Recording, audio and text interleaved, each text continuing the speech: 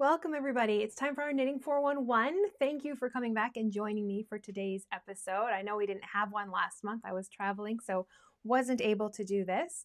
I'm just going to chat for a second while I'm making sure my audio is working over here.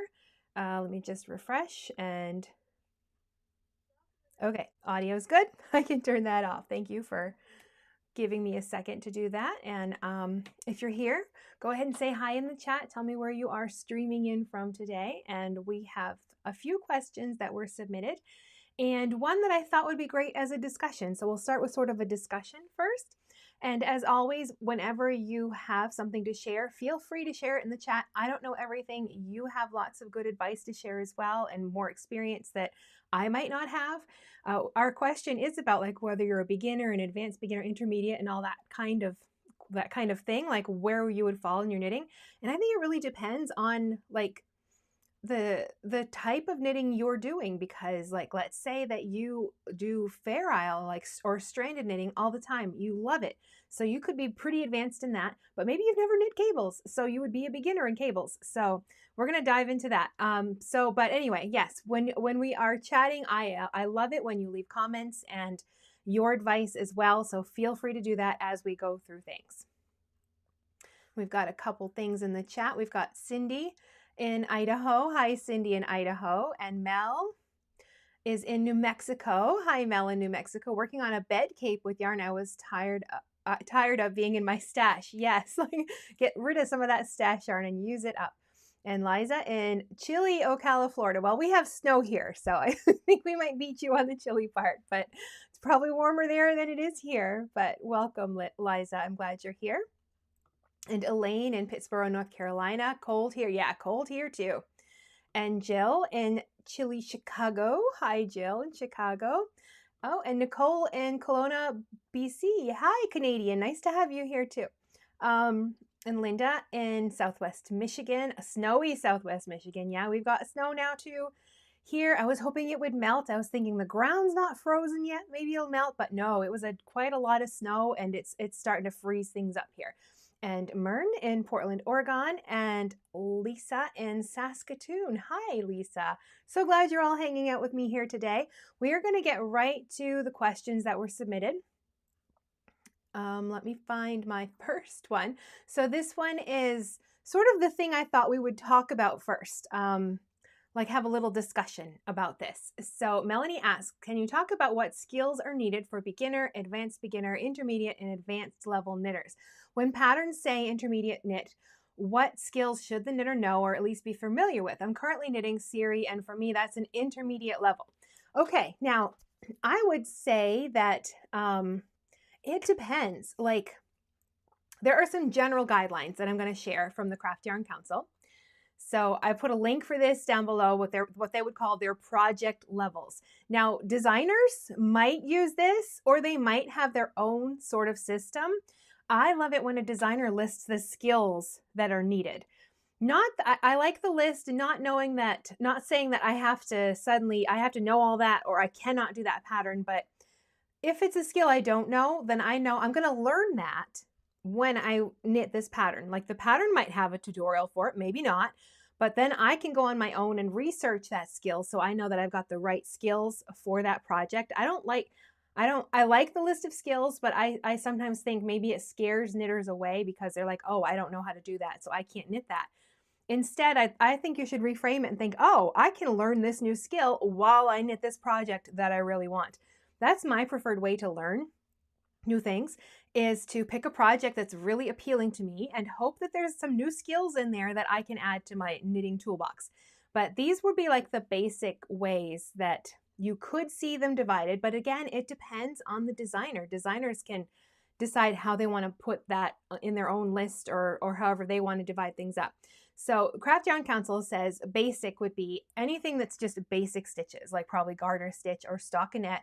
Maybe some very basic increases and decreases. So I would think like a knit two together would be pretty basic.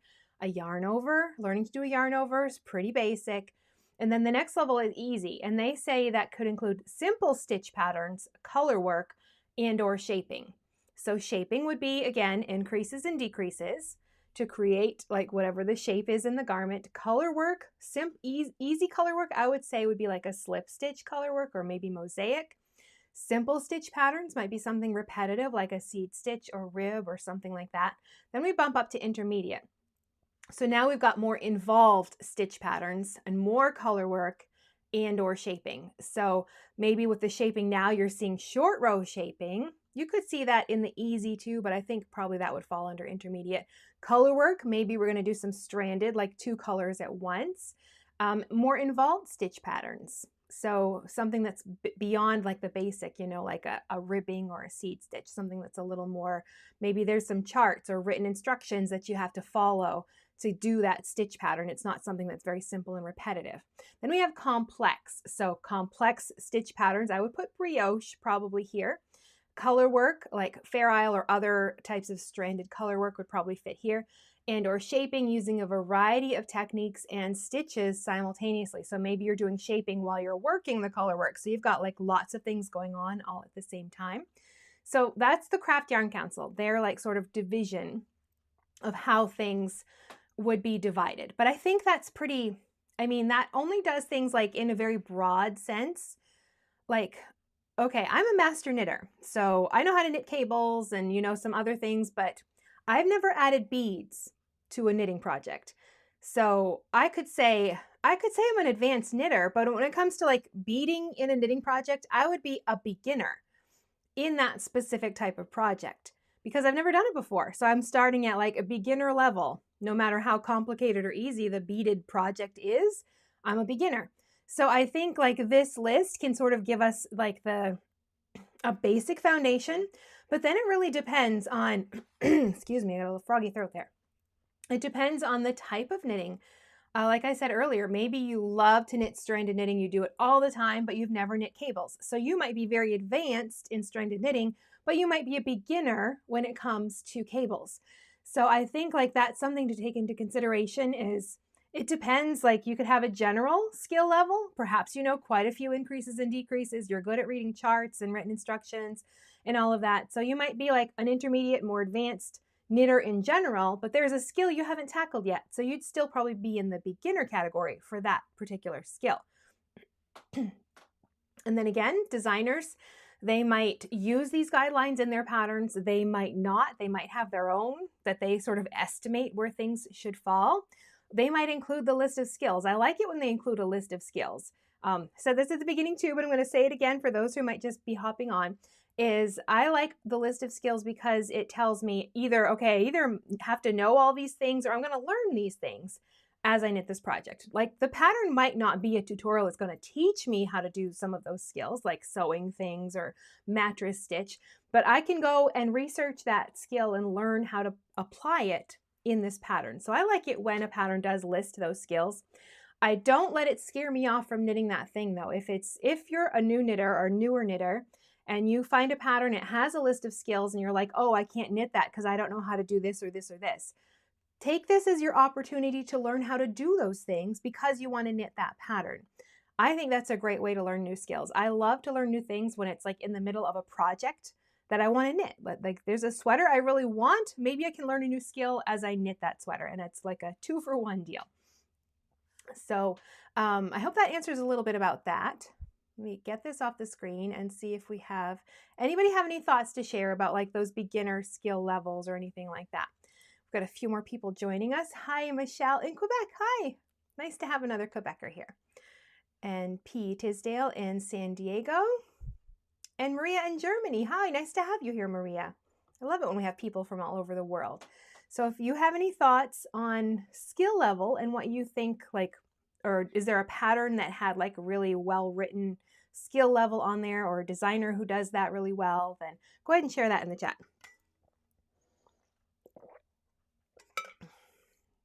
And I'm going to get to the rest of our questions. Let me just find them really quickly. Okay, sorry about that. I'm trying to find my list here. So let me get right to those. The first one I had was sent by email.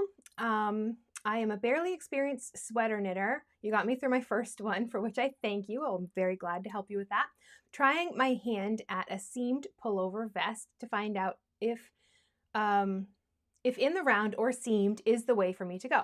I'm at the armhole, which is knitted flat, as was the collar. There is ribbing down the sides, and the ribbing is duplicated around the armhole. Instructions say to pick up 93 stitches to start the armhole ribbing. There are actually more stitches on the armhole edge. I can easily spread out the decreases. The pattern does not say to pick up 93 of the stitches, which are there. Is it common for decreases to be expected at armholes? And the pattern is simply assuming I know this. No, you're not going to be decreasing at all. You're going to pick up the 93 stitches evenly spaced. What's happening is you've got this part of the garment that's going in this direction.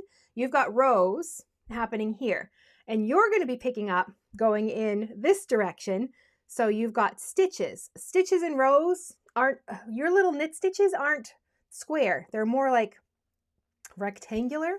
So, well, you think like a gauge in stockinette, sometimes it's like in worsted weight, maybe like 5 stitches to 7 rows. So you get more rows in that inch than you would stitches. So that's why this pattern is telling you, you're not picking up a stitch from every row because your row gauge is probably different than your stitch gauge. So you want to use that ratio that they recommend, because if you try to pick up 1 for 1, you're going to have too many stitches and it's going to be bunched up. So you want to use that stitch to row ratio. So your stitches are generally wider than they are tall. So you are like picking up stitches along these rows of stitches. So you're going to want to skip some along the way. Now you're doing it flat. So what I would do is use some stitch markers and section out, like divide it in half and then divide that in half again. And then you can divide 93. I mean, it's not going to be exact, but divide 93 into 4. And that's how many stitches you'd pick up in each of those sections to kind of like evenly space them. You can actually even count all of the rows that you have where you have to pick up and then see how many do you have to skip. Subtract 93 from that. That's how many stitches you have to, or rows you're going to skip along that armhole edge. So yes, you're not picking up 1 for 1 or you'll have too many stitches and it's going to be all bunched up. So the pattern is telling you how many you have to pick up.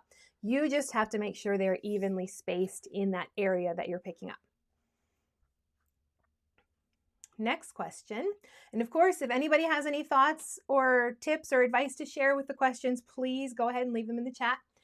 New York Knitter says, I noticed in the last video I was not the only one tickled by the term crumb catcher. After having a custom yoke pattern made to my measurements, that is what I ended up with. Had no clue why or what happened and even asked in several groups. For those who didn't see your last video, they may be interested in a quick explanation. Okay, the last video was about raglan sweaters, and this type of issue is particularly found in circular knit, so circular yoke or raglan sweaters. What happens is you have too much fabric and it kind of bunches up right here, somewhere between your bust and your neck. And yeah, I've heard it called a crumb catcher, so that's just what I call it. But that happens for a few different reasons. One, when you're knitting, let's say from the top down, it can be from the bottom up as well. You cast on your neckline and then you just start doing your raglan shaping or your circular yoke, and you start right away with this part of the sweater without doing any neckline shaping. If you think about your neck, our neck is not sitting like right in the middle of our torso. It's kind of shifted forward. The back of my neck, like I can feel the bump, it's up here. Front of my neck, down here. You see the difference between the two? When you're knitting in the round and you don't account for this, what you end up with is a sweater that's pushing up against the neck, and you might have extra fabric here. That can be one of the reasons this happens. So what you need is some short row neck shaping, or to start flat to shape the neck before you join in the round, and that drops the front and can reduce some of the extra fabric here. But another reason this happens is because you have too much depth in the depth of the yoke for a raglan or a yoke, or I guess the other ones, like other styles of sweaters as well, depending. It's a combination of two things. The depth of the sweater from your shoulder to your underarm is too long for your body. And then the sweater from the underarm down might be kind of snug across the bust. So what happens is this part of the sweater has nowhere to go, because if it's a little snug at the bust, you might have to keep tugging it down to make sure it's nice and flat. But this part of that sweater from the underarm to the shoulders it's too long. So all of the fabric kind of bunches up right here, and it creates like, yeah, like this U-shaped bit of fabric in that area. It's because the depth of the yoke is too long for you.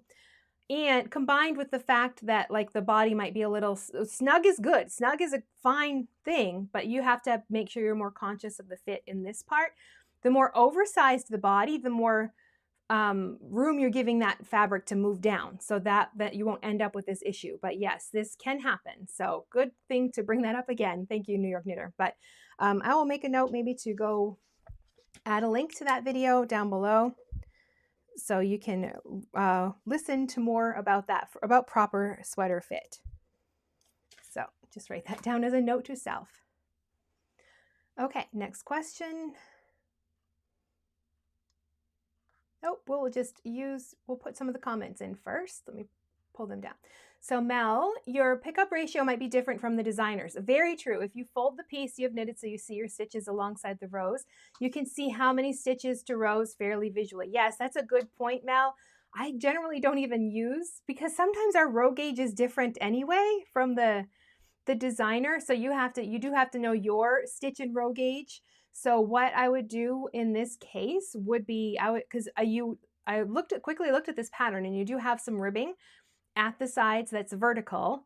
And then if you're going to be picking up from that ribbing, I would measure that ribbing and get your stitch and row gauge. And then you have the ratio that you should use to pick for your pickup. And you probably want to use your ratio, but you do want to probably be close to what the designer has, or read ahead to see if you've made changes to the armhole depth, then you might have to pick up a different number. But yeah, definitely use your gauge to get a good starting place, and then check the pattern multiple. Maybe it's a multiple of 2, then that's a pretty easy thing. But you might have to change the stitch count to accommodate whatever your stitch and row gauge is.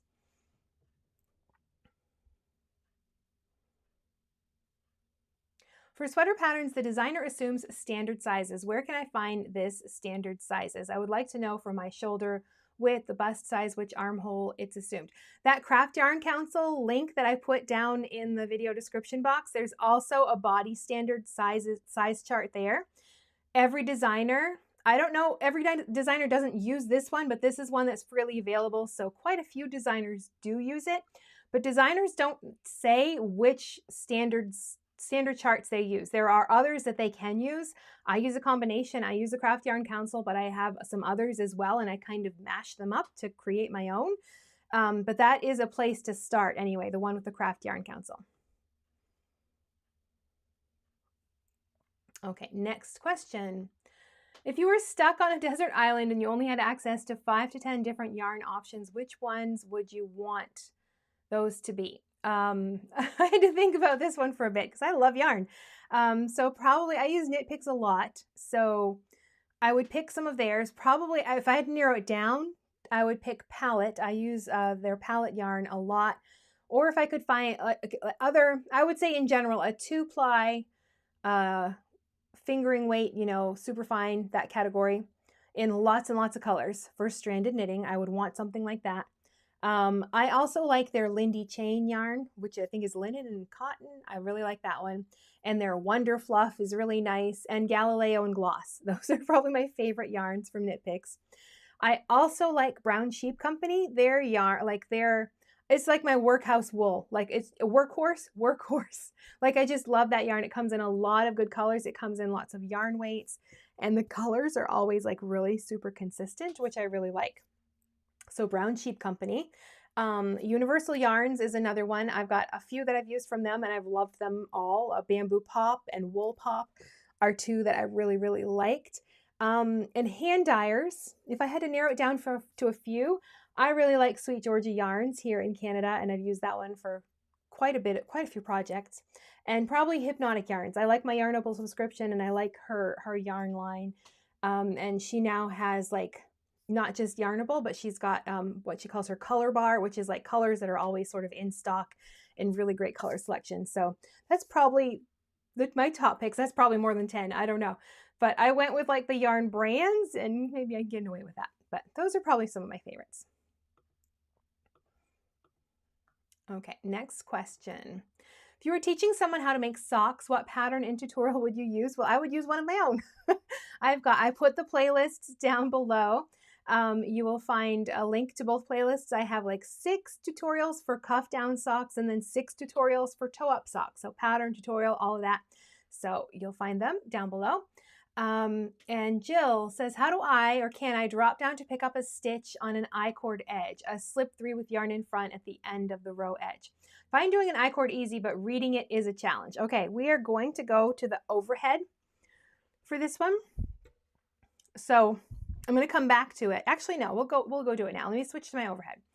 So let me turn this off.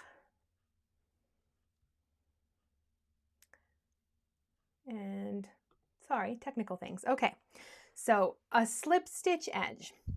First of all, you have to know like how a regular edge is what's happening with the work. So this is just like my big teaching swatch that I use. And actually, this is one of the bonus sections. I have a course called Fix Your Knits. I've linked it down below, and it walks through like all of like reading your knitting, fixing mistakes, working on a lace swatch, everything. Then there's like a bonus section on fixing edge stitches. I don't know if I have I-cord in there, but I need to add it because I think I do stockinette and garter stitch. But we're going to talk about the basics of an edge stitch first. So if you've ever picked up, I'm going to drop a stitch here first so we can see. If you've ever had to drop a stitch, and we call it what? Laddering back up, because what we see is these are our strands of yarn that we need to use them like a ladder. In this case, here's my loop, and I'm going to use each of these. I'm going to ladder up. So it's like the rungs of a ladder.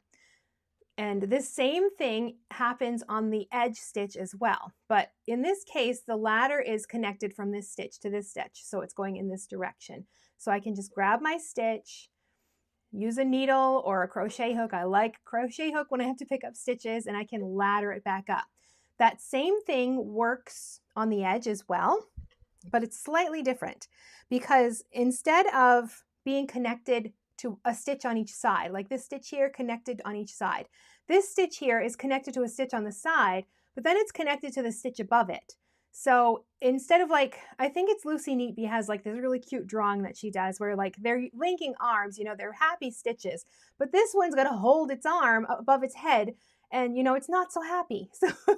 So what happens here, if I unravel these, we'll do one more. Okay. We have, this is what really freaks people out. They see this, which is, because we've got these weird loops. But if we think of it again like the rung of a ladder, if I cover up the loop on that side, now it looks like a ladder. So what we want to do is take our stitch and ladder it back up. But what we're doing is we're going to use each loop twice. So we're going to use this part of the loop to connect it to the stitch, and then that comes around to join to the next row with that little loop right there. So we have to use it again. We're going to use each of these loops twice when we want to pick up a stitch and stockinette stitch. But if you look at it that way, we are going to ladder up like that. I hope that makes sense. So if you've ever picked up a drop stitch, it's the same on the edge. You just have to use a loop, and you're going to use each loop twice. So I have my little stitch here. So here's my first loop. I'm going to use this part of the loop and then this part. So there's one stitch, and then I'm going to go back in. There is my second stitch. And then I repeat. So I'm going to use this part of the loop and then come back in and use that part of the loop. And there's my last loop. Use both of them twice. Okay, so I've laddered it back up. There's my stockinette edge again. So we can see that. I hope everything's good. So this is a bit plain stockinette edge. So your question was about a slip stitch edge. So we have to think about what's happening with like a stockinette, an I-cord. What's happening there is, however it's worked, you're basically on one side, you're knitting those stitches. Then on the other side, you are slipping those stitches. So they're only getting worked once every 2 rows. So that's the only difference here with this.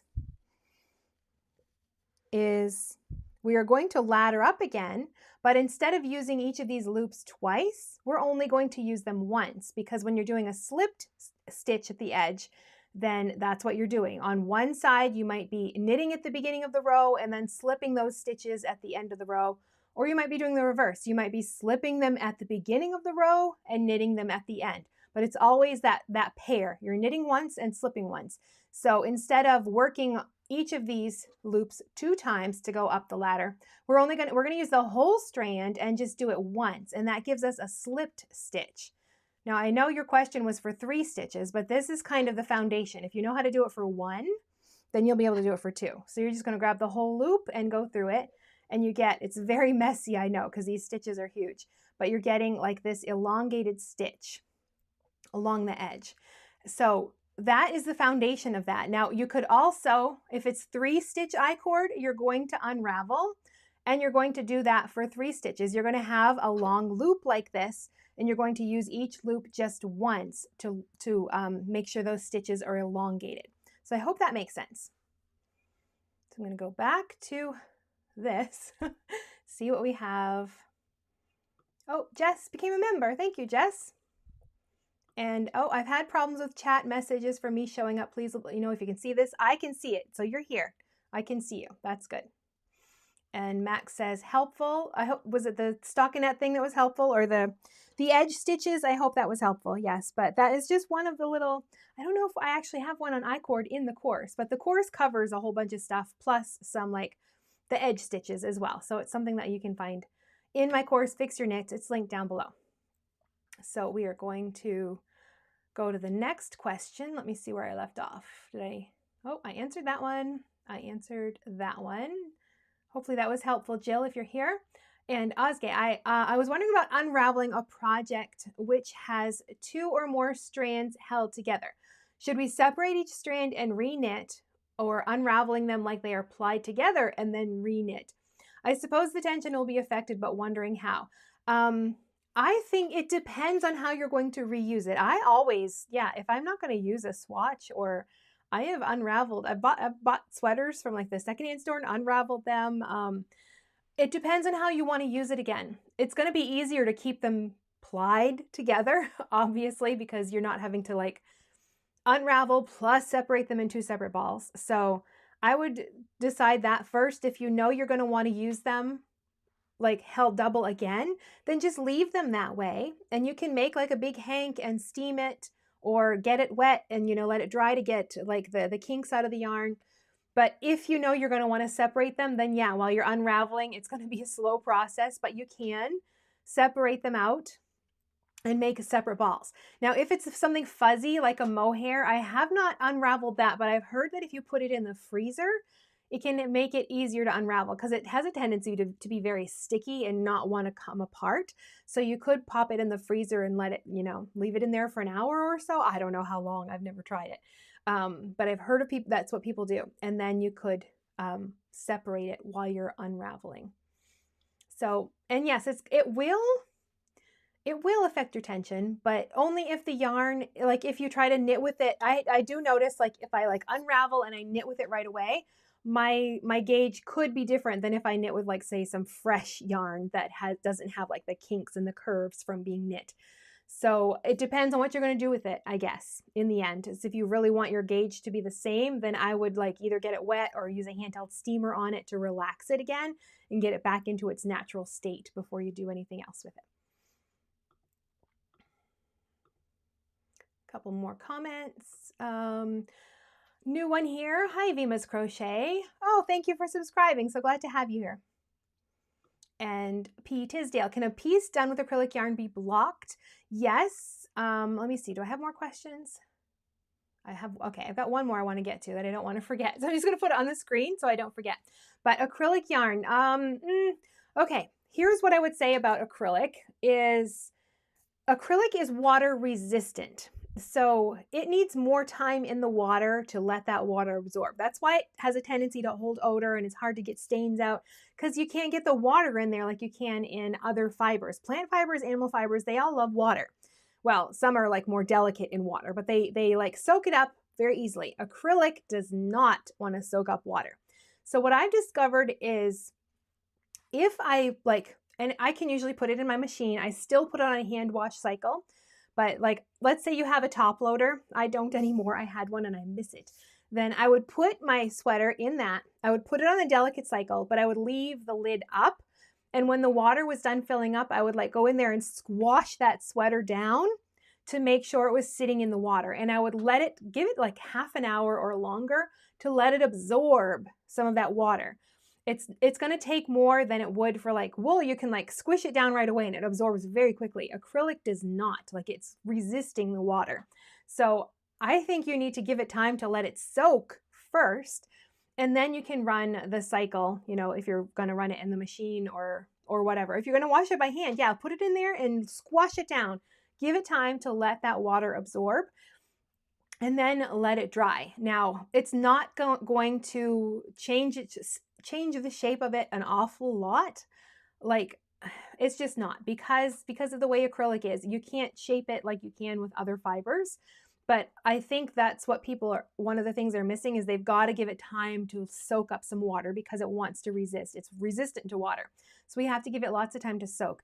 You can use heat on it very, very carefully. Some people would call this like you're going to kill it, like you want it to really hold that specific shape. Let's say it's something that's curling up no matter what you do.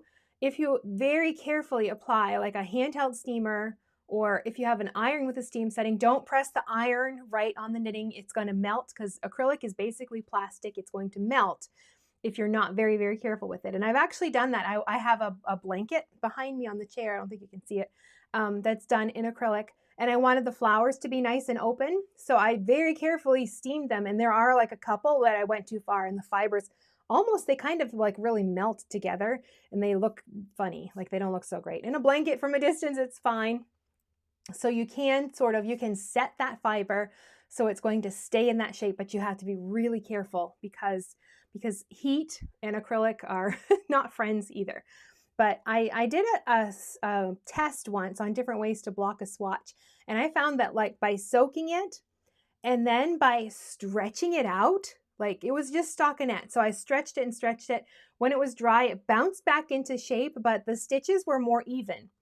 Because I let it soak and then I like stretched it, really stretched it with and pinned it out to let it dry.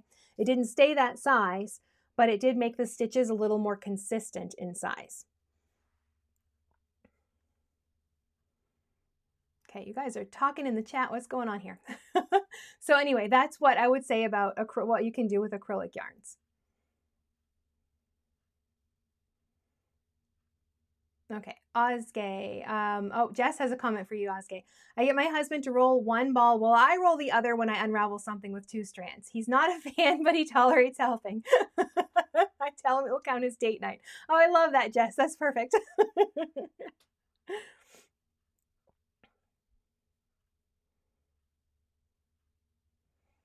Okay. Oh, let me get back to the Mern's question. Then I'm going to answer the questions from the chat. I'm getting distracted now. Okay, Mern says, are there pros or cons to the direction of seaming? For example, hip to armhole versus armhole down. There is no sleeve in my current project. Also, is mattress stitch the only way to go? Should I assume the designer expects mattress even though there is no instructions saying to use it? I would assume yes. The designer, unless they're specifying, is probably assuming you're using mattress stitch. There are others you can try. I have like old live streams like years ago where I demonstrated. There's the back stitch. There is like crochet chain. There might be another one that I can't recall right now, but there are some other methods. Mattress stitch is still my favorite. I've tried all the others, but because I can see how it's supposed to look from the front, I just prefer that one because I think it's just easy to see what I'm doing from the front of my work. The others, you have things inside out, so you can't really see the seam until you've done it. But there are other methods. And yeah, YouTube, there's lots of YouTube videos about how to do them. I don't think there's any pros and cons to the direction. Not that I can think of. Like I do mattress stitch any which way. And as long as I'm, picking up along the edge with leaving a 1-stitch selvage, that seems to work just fine. But I would, if you've knit a swatch for your project, then go ahead and test out some of these other like seams and see which one you prefer. You might have one that you prefer. And I would say yes, but if a pattern doesn't tell you which one, then I would assume that it would probably be mattress stitch, but you could use whichever one that you want. Because as long as they're going to use like a one stitch selvage, then they're interchangeable. You can choose the one that you prefer. Okay, Joan's question. Hi, Joan. Good to have you here today. Finding what I'm looking for on the TKGA website is challenging. For instance, a pattern or articles about drop shoulder sweaters. I use the search function. I just type into the search and I just use like whatever pops up. That's you can go like to like the Cast On magazine article, like click on the Cast On magazine, and then there's like a search thing in the sidebar. I think there might be some options to like refine your search in there, but I generally just type in like the general keywords at the top and then just see what pops up. That's all I do. I'm sure there's probably another way, but that's all I tend to do. Okay, so that's all the pre-submitted questions. We do have another one. Let me see. Oh, get rid of that. But before we get to those, let me go over here. Two things that I want to mention.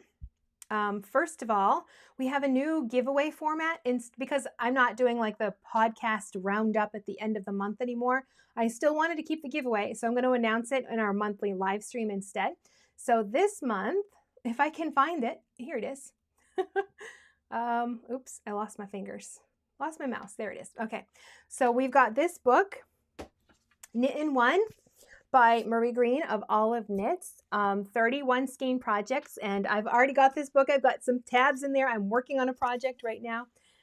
Really, really fun book. So I've got the link for the giveaway down below.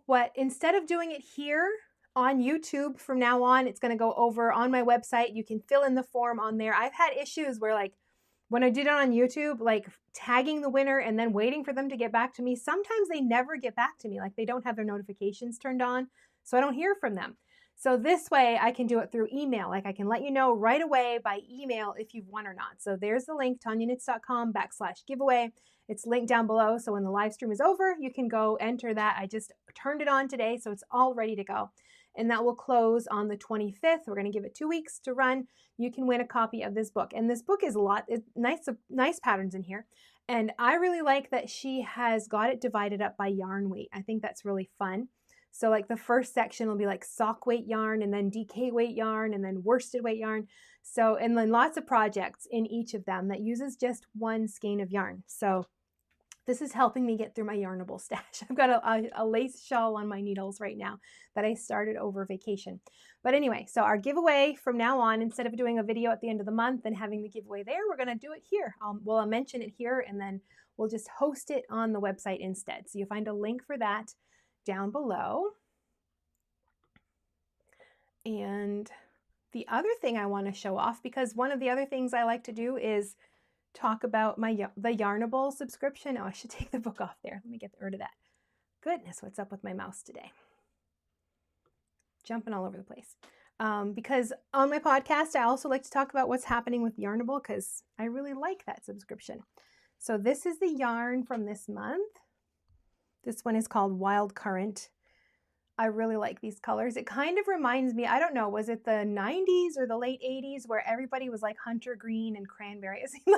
I feel like it's kind of a throwback with these colors, like house decorating. I remember those colors in our house growing up. And along with that is a little notebook. You can jot down your knitting things. And then if you've got some patterns that you're trying to keep track of, there's some pattern trackers as well.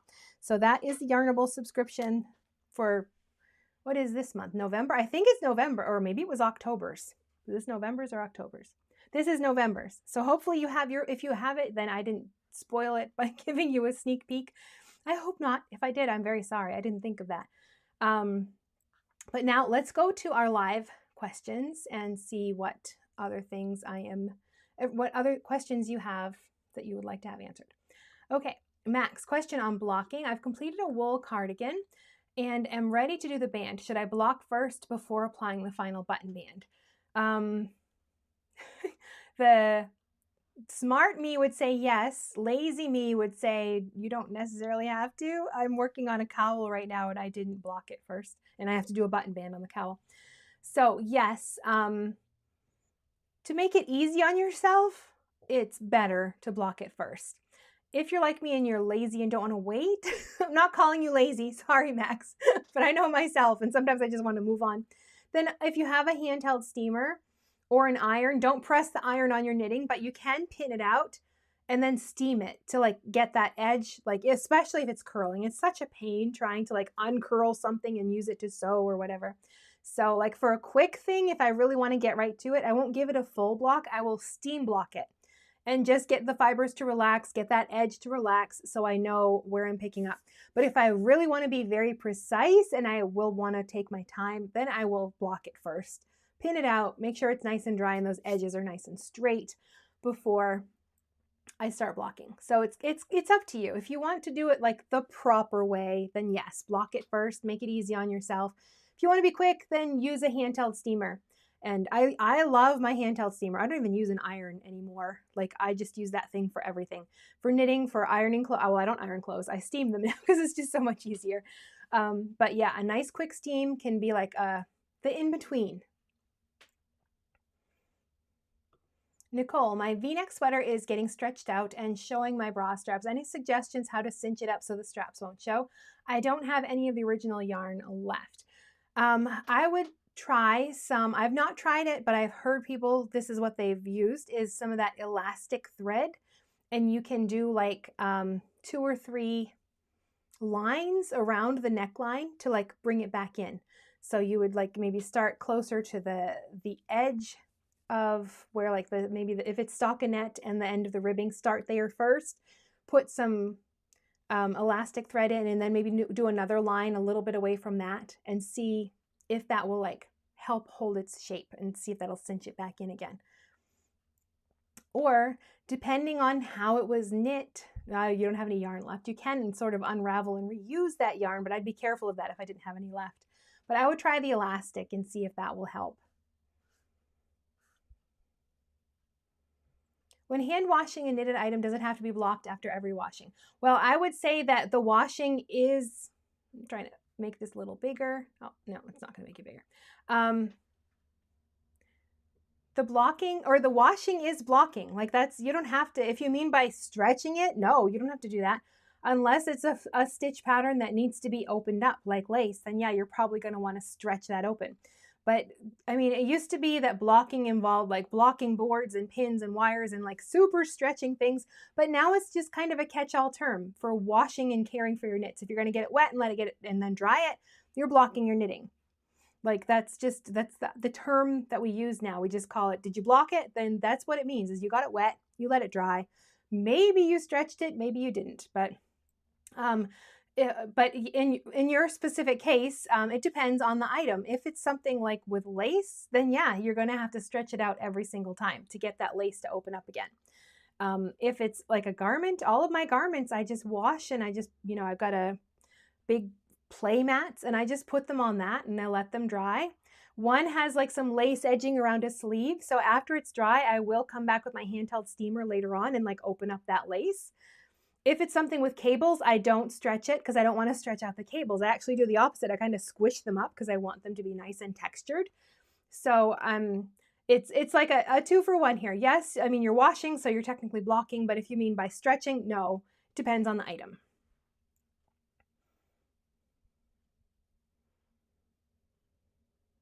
And one more question. We don't have any more, so if anybody has any other questions, go ahead and pop them in there. Joan Miller, it looks like your Simplicity pattern is a drop shoulder. Yep, it is.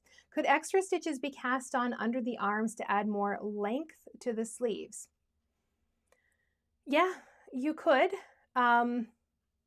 It would be, I think you could do that, yes. Usually drop shoulders, well, I'm thinking of a modified drop, I guess, where you do like bind off and then you've got a little section of stitches under there. But a regular drop shoulder, it's just a rectangle and then you pick up or you attach the sleeves. So you could, if you wanted sleeves on it, then you could. I mean, this one, it was kind of made to be intended to, it's very simple, just 2 squares. So the width of your square is actually going to be how far it drops off your shoulder to give you a sleeve. But if you wanted like the sleeve part to go down further, then you could like knit the body up to where you want the underarm to be and then cast on however many more stitches you want for longer sleeves. I haven't thought about it, but I think that could work.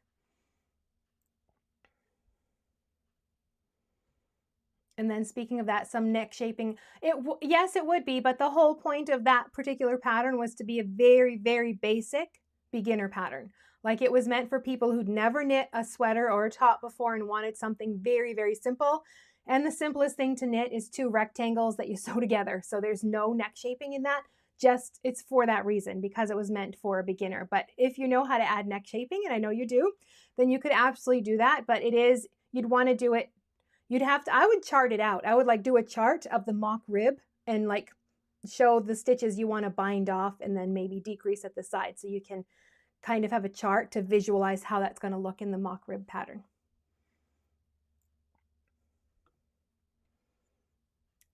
Oh, that's a good idea. Craig says, Nicole, you could also try a controlled shrink wash. Wash in the warmer hot water, let it air dry till it's just a little damp, then put it in the dryer to let it shrink a bit. So yes, I would be very careful though. If the whole sweater is big, yeah, that could work. If it's just the neckline stretching out, then yeah, very, very careful. I have done that with, even my superwash sweaters, I don't usually put in the dryer. I dry them by hand, but sometimes I have some that they've gotten a little bit oversized. So a little, very few minutes in the dryer and then check really does help.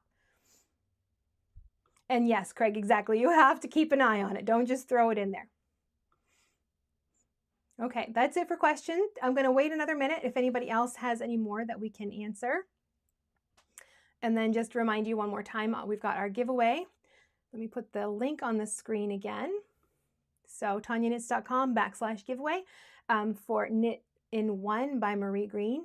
She's got a lot of, I've seen a lot of her books, gotten them from the library, really great books. So this is a really good one. If you've got those collections of yarn that's like a skein here, a skein there, and you don't know what to do with it, some really fun patterns in here. I bet if you look on Ravelry, you can see what patterns are included as well. But if you want to enter the giveaway for that, then you will find it on the website, linked down in the video description box or the link on the screen. So that's how we're going to do the giveaways every month from now on instead of the podcast at the end of the month. Let me grab a drink. I'm a little parched.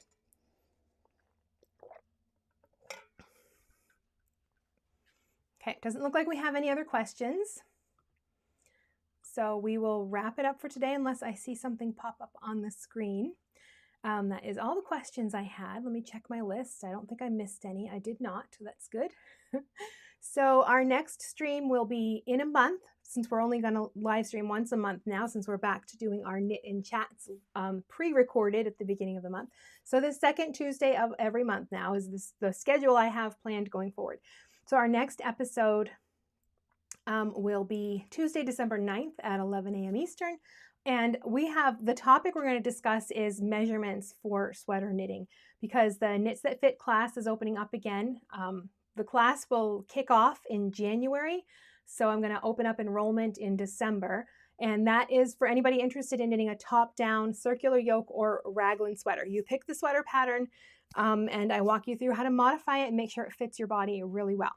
And we've got a few questions. So where can I find easy flat sweater patterns? I would go to Ravelry and then use the search function and narrow it down. If you want to knit a sweater in pieces, then you go look under the knit flat and then seamed. You put those like in the descriptors and the tags, and that's going to show you the patterns that are knit in that way. Oh, okay, another question. When adding bust darts, how would you figure out the rate of short rows? Well, you need to know your stitch and your row gauge. So you need to know your measurements. I'm going to have to do a whole video on this because it's a big question. But if for the length of the dart, you need to know your stitch and row gauge. How long do you want that dart to be? Let's say you want it to be a 2-inch length that you're adding, and your row gauge is 7 stitches to the inch. So 7 times 2 is 14. So you need a dart that is 14 rows long. So you divide that in half. So you'd have 7 turns on one side, 7 turns on the other. And that would give you your 14 rows for your short row turns. That's a very quick summary of what you would need. But that is something I cover in the Knits That Fit course, actually.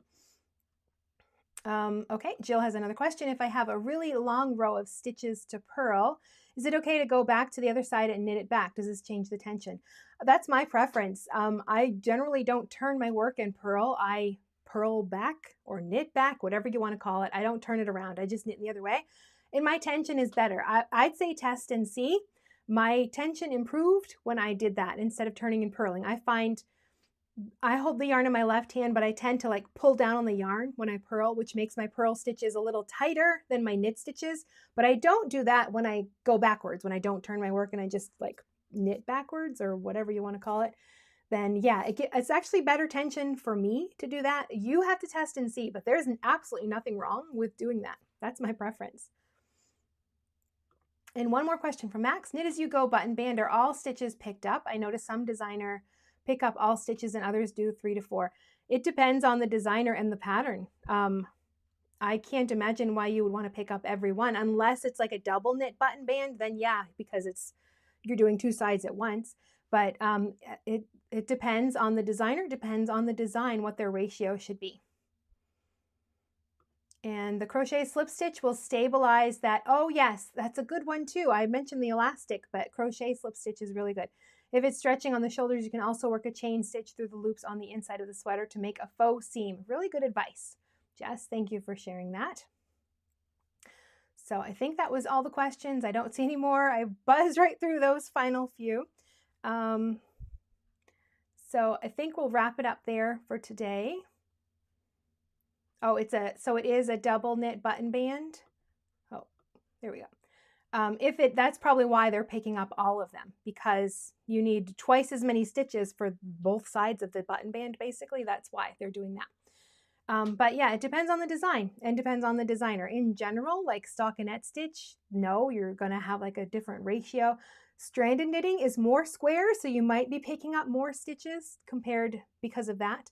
But anyway, we'll wrap it up there for today. So our next live stream will be December 9th at 11 a.m. and we'll probably be talking about measurements for sweater fit when we do that one. So thank you for hanging out with me. Everything we talked about, I will link down below. I think pretty much everything is, except for like a video that we mentioned. One more question.